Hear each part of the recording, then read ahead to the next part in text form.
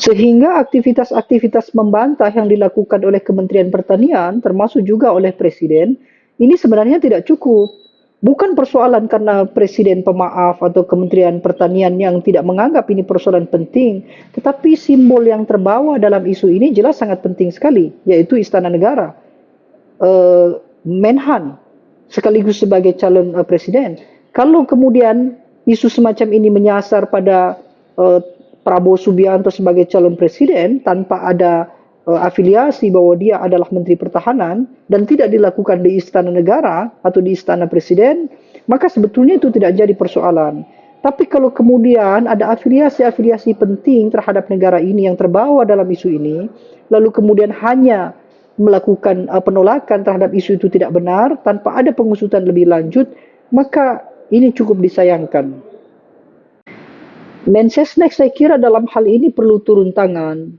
Paling tidak, Mensesnek memberikan klarifikasi terkait kedaulatan presiden, wibawa presiden di hadapan publik Indonesia.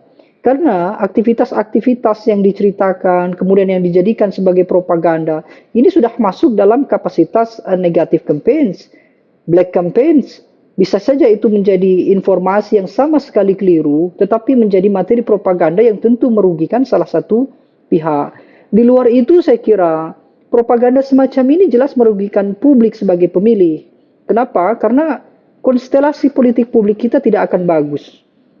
Kekisruhan yang terjadi di masyarakat akan terus tumbuh karena kebencian terus-menerus dipupuk oleh satu dua kelompok. Jadi kalau sampai kemudian orang-orang yang punya kontribusi besar terhadap menyebarnya isu ini tetapi tidak diproses sama sekali, tidak ada pelaporan bahwa itu adalah aktivitas propaganda yang buruk, tidak ada pelaporan bahwa itu tidak saja menyangkut nama baik Prabowo Subianto, tetapi juga berkaitan dengan nama baik istana, maka ada yang aneh dalam proses penegakan hukum kita.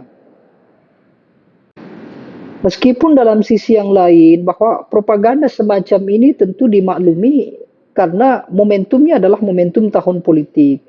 Tetapi ketika tahun politik itu menjadi pemakluman adanya propaganda yang mungkin potensial dalam memunculkan konflik, maka ini menjadi sesuatu yang tidak benar dan perlu dilawan secara bersama-sama.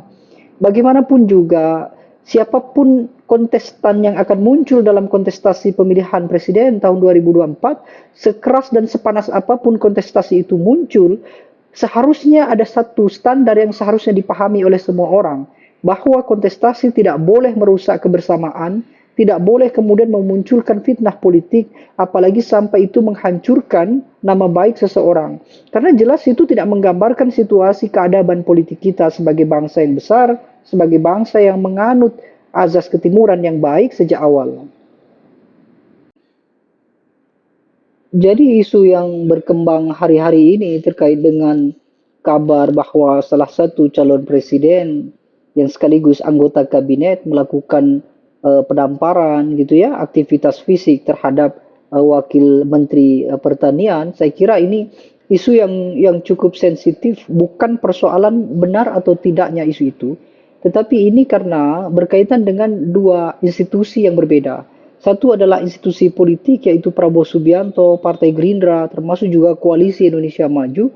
Lalu yang kedua adalah berkaitan dengan Istana Presiden.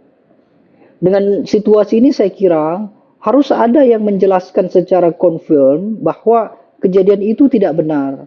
Karena kalau sampai kejadian itu benar, maka bukan saja Prabowo Subianto yang namanya tentu tercemar dan semakin buruk di hadapan publik, tetapi juga istana yang kemudian tidak bisa dibebaskan dari aktivitas-aktivitas politik, apalagi dari aktivitas arogansi semacam yang diceritakan oleh beberapa orang yang sekarang sedang ramai.